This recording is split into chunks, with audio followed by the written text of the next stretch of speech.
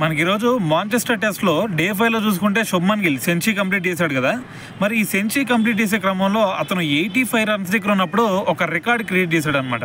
ఆ రికార్డ్ ఏంటంటే మనకి ఇప్పటి వరకు ఇంగ్లాండ్ గడ్డ మీద ఏ ఏషియన్ క్రికెటర్ కూడా అసలు 700 రన్స్ ఒక్క సిరీస్లో కొట్టిన దాఖలాలు లేవు. అయితే మరి అంత ముందు చూసుకుంటే మొహమ్మద్ యూసుఫ్, అతను ఇది పాకిస్తాన్ ప్లేయరు. సో అతను కేవలం 635 రన్స్తో ఏమో హైయెస్ట్లో ఉన్నాడు. అయితే ఇప్పుడు అతని రికార్డు నిన్న బద్దలు కొడతంతో పాటు ఈరోజు వచ్చేసరికి మరి 700 రన్స్ కంప్లీట్ చేసి మరి ఏషియన్ క్రికెట్ టీమ్స్ అన్నింటిలో కూడా మరి ఇంగ్లాండ్ గడ్డ మీద ఒక్క సిరీస్లో అత్యధిక రన్స్ కొట్టిన ప్లేయర్గా కూడా మనకి శుభ్మన్ గిల్ అయితే నిలవడం జరిగింది.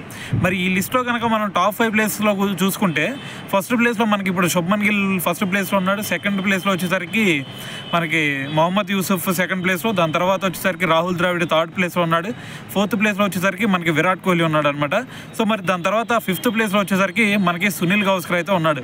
సో మరి దీంతో మరి ఓవరాల్గా చూసుకుంటే టాప్ 5 ప్లేసెస్లో ఉందైతే ఈ 5 అనమాట.